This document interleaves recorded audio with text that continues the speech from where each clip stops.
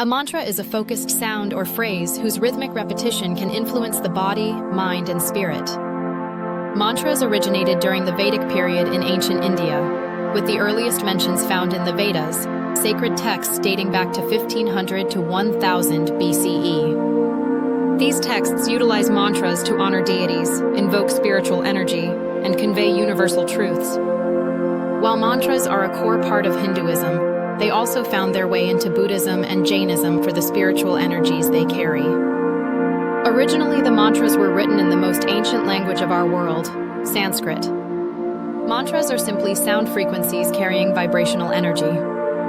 Every mantra is a precise arrangement of sacred sound vibrations designed to influence our body and consciousness through the principles of Nada Yoga, the yogic science of sound.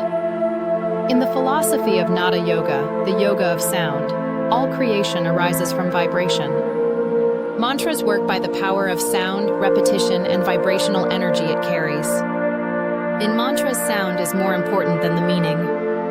The origin of all the mantras ever created is said to have emerged from the Damaru, Lord Shiva's instrument. The Damaru is not just a musical instrument, but a representation of the cosmic sound, the nada, believed to be the first sound in the universe. In Hindu mythology and scripture, the sound of the Damaru holds a place of reverence and significance. It is said that when Lord Shiva dances the Tandava, the cosmic dance of creation, preservation, and destruction, the beats of his Damaru reverberate throughout the universe, setting the rhythm for the eternal cycle of existence. With each tap of the drum, the divine sound echoes the pulsating energy of creation, symbolizing the cosmic vibrations that underpin all of reality. Historically, the Damaru has been depicted in ancient Indian art and sculpture, dating back thousands of years. Its presence in Hindu iconography underscores its enduring significance as a symbol of spiritual awakening and enlightenment.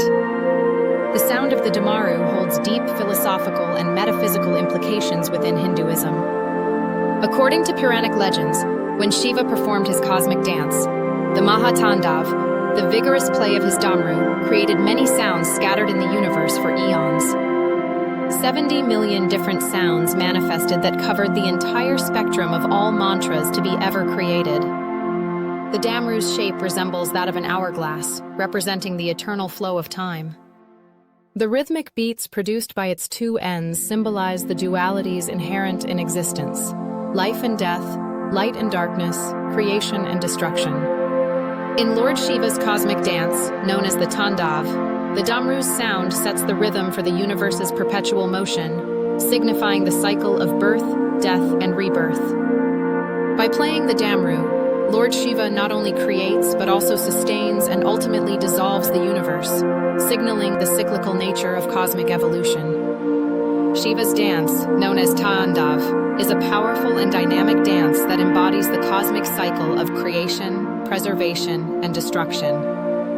11 trillion years after the Mahatandav, Devi, who had been reborn to King Daksha as Sati, married Shiva. Once goddess Sati asks Shiva, "Why do billions of life forms have to go through suffering? What can they do to be liberated?" Sati asks, "How does one remain connected to the source?" And Shiva replies, "By picking any sound the Damaru created. They must remain connected to the source, the universal energy, for the source has all the wisdom anyone ever seeks." But the Mahatandava was witnessed only by Devi before she merged into Shiva. Nobody else knew of the sounds that were created during the Great Destruction. So how would these sounds reach the beings who so needed it? And so, Shiva chose to perform the Tandava this time, his dance of love. Out of compassion for all living beings across the universe, he raised his Damaru and began playing it. As he danced to its heady rhythm, millions of sounds spread in the sky. Every time the string of the Damaru swooshed through the air, it created a sound. As Shiva danced, the Damaru produced a primal sound called nada, which is considered the origin of all sounds and languages. This sound, amplified by his dance, revealed the Maheshwara Sutras, the foundation of Sanskrit grammar, to the sage Panini. Many other sounds of different frequencies were produced when the beads at the end of the string would strike the Damaru heads.